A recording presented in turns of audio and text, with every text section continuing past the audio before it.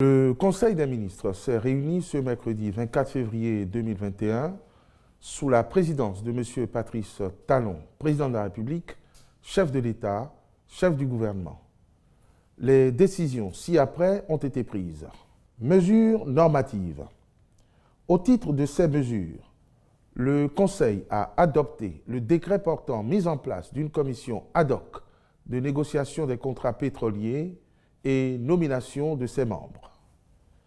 Au titre des communications, renforcement de la desserte en eau potable des quartiers de Fidjrosset dans la commune de Cotonou et Godomè dans celle Abomey-Calavi. Les données techniques disponibles estiment à 110 000 m3 jour la demande actuelle en eau potable dans la ville de Cotonou contre une capacité de production de 85 000 m3 jour.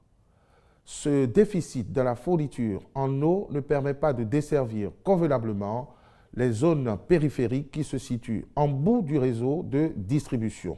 Aussi, en attendant le démarrage du projet d'adduction d'eau potable de Cotonou phase 3, dont les études techniques détaillées sont en cours, une action urgente est-elle retenue dans le cadre des mesures gouvernementales de lutte contre la COVID-19 pour renforcer l'alimentation en eau potable dans les dites zones aux fins de garantir la disponibilité permanente en eau au profit des populations. Les travaux consistent en la mobilisation d'une production complémentaire depuis la nouvelle usine de Zivier dans la commune d'Abomey-Calavi et son raccordement à la station de traitement d'eau de Godomè.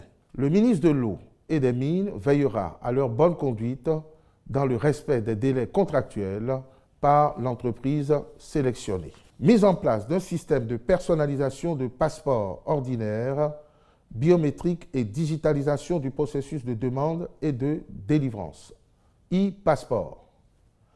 La mise en place d'un tel dispositif est nécessaire pour moderniser les services chargés de la délivrance de ces documents de voyage, notamment sur les volets relatifs à la gestion du processus de personnalisation des passeports ordinaires, biométriques et la fourniture de services aux usagers. C'est pourquoi il est indispensable d'acquérir des équipements de personnalisation d'une part et de digitaliser complètement le processus de traitement des demandes, leur suivi ainsi que la délivrance des passeports d'autre part.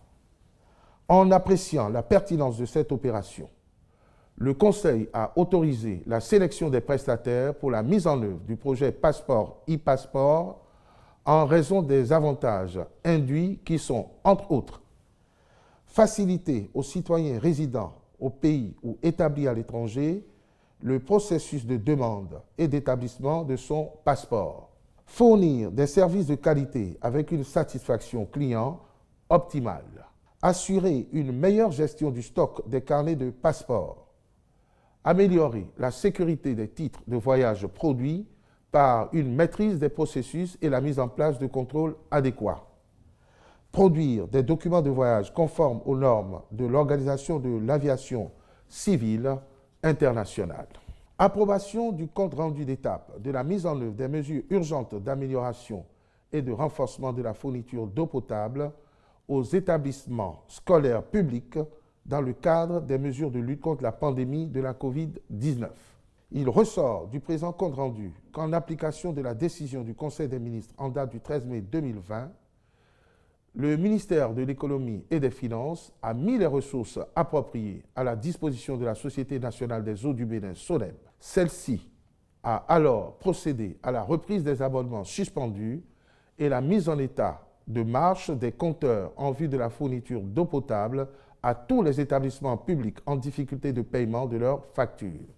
En dehors des établissements initialement concernés par la mesure, la SONEB a également raccordé à son réseau tous les établissements scolaires situés à proximité de ces installations.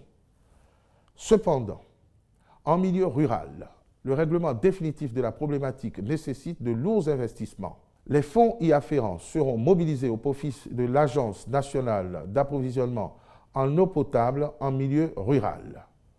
Ces fonds permettront à la dite agence, en attendant l'achèvement des ouvrages neufs du programme d'investissement structurel actuellement en cours, de procéder à la mise en état de fonctionnalité des adductions d'eau villageoises existantes et à l'extension du réseau aux établissements scolaires et villages à proximité. Je vous remercie.